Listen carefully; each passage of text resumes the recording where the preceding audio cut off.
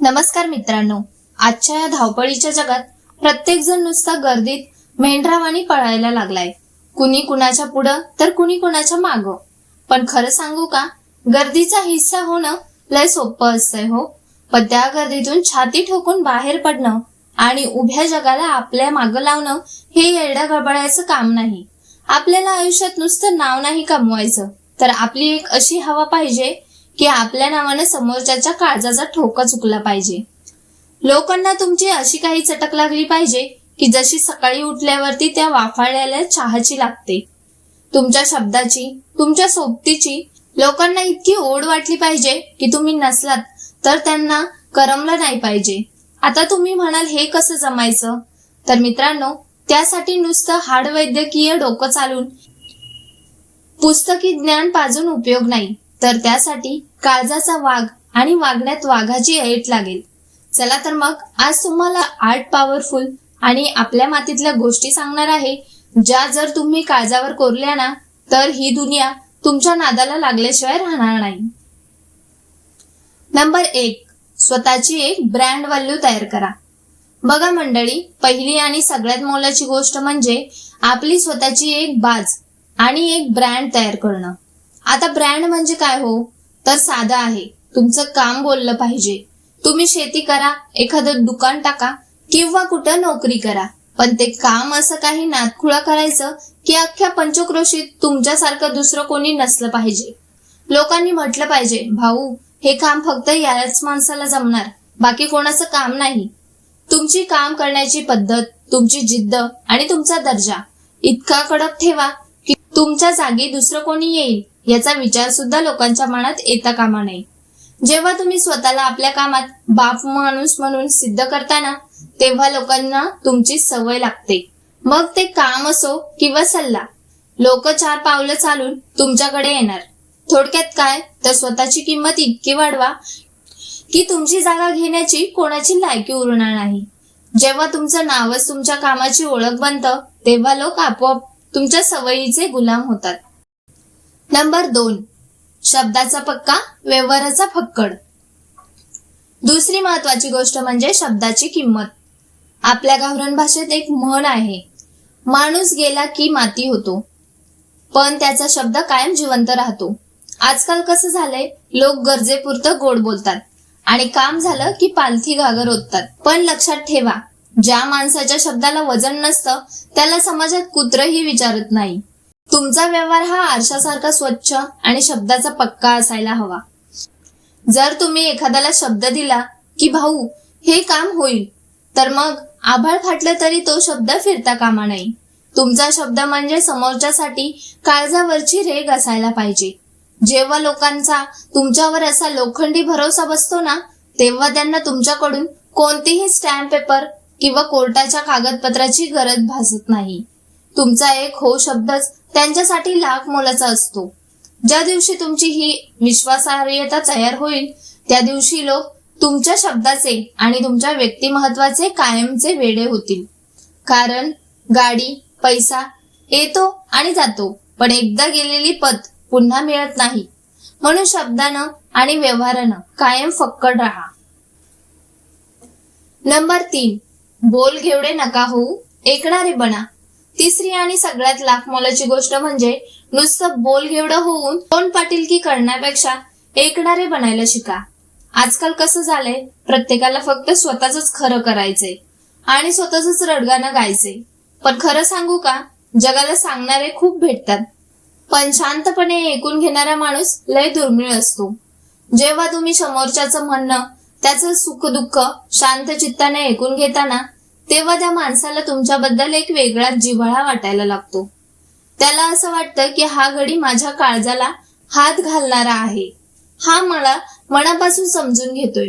ही भावना इतकी जबरदस्त असते की तो माणूस आयुष्यभर तुमच्या शब्दाबाहेर जात नाही. समोरच्याच्या मनात जर तुम्हाला हक्काची जागा मिळवायची असेल, तर आधी तुमचे कान उघडे ठेवा आणि जीभ जरा ताब्यात ठेवा. जो माणूस कमी बोलतो आणि जास्त ऐकतो, त्याच्या शब्दाला समाजात लय वजन असतं.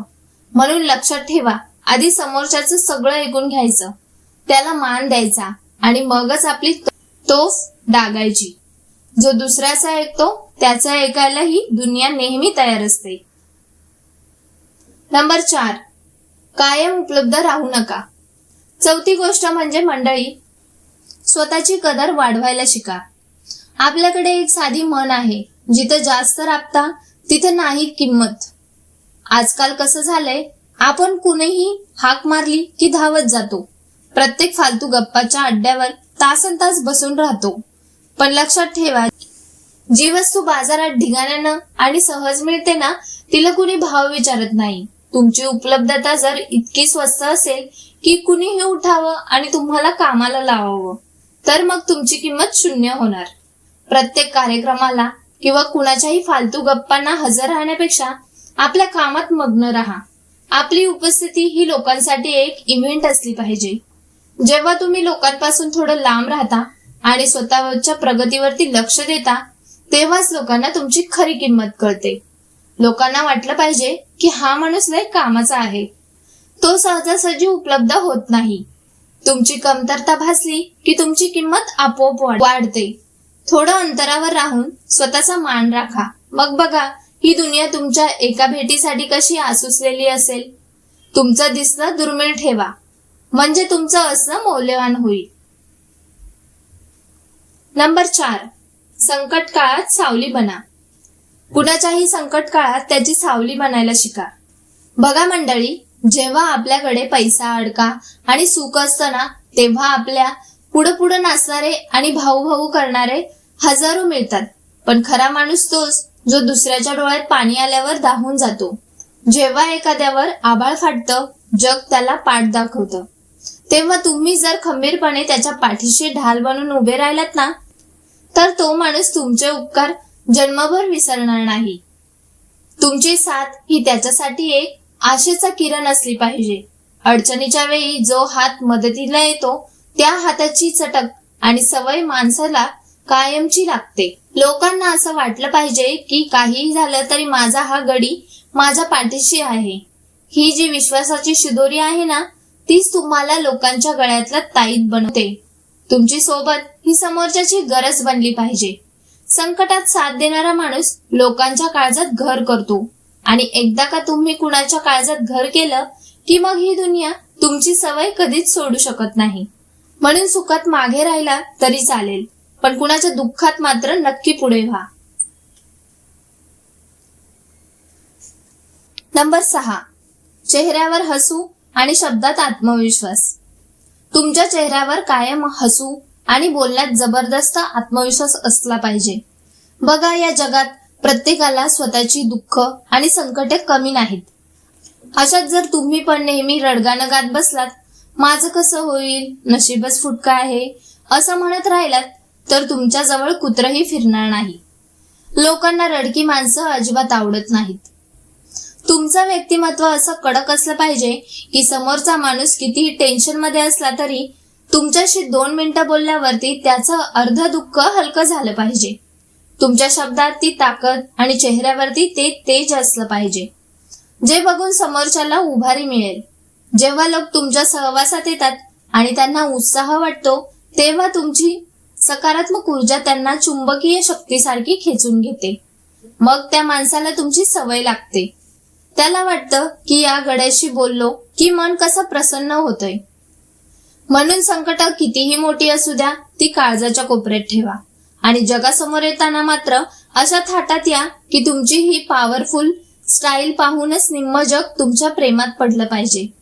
तुमची एक स्माईल आणि तुमचा आत्मविश्वासच तुमची सर्वात मोठी ओळख आहे. नंबर 7, स्वतःचा आदर करायला शिका. सर्वात महत्वाची गोष्ट म्हणजे स्वतःचा आदर करायला शिका. बघा मंडळी, ही दुनियाला एक शहाणी आहे. जो स्वतःची इज्जत राखत नाही ना, त्याला हे जग पाय पुसण्यासारखं वापरून घेतं. जर तुम्हाला वाटत असेल की लोकांनी तुमचा मान ठेवावा, तर आधी तुम्हाला स्वतःला मान द्यावा लागेल. स्वतःचे काही कडक नियम बनवा. कुणासाठीही कधीही फुकट उपलब्ध राहू नका. आपल्या वेळेची किंमत ठेवा.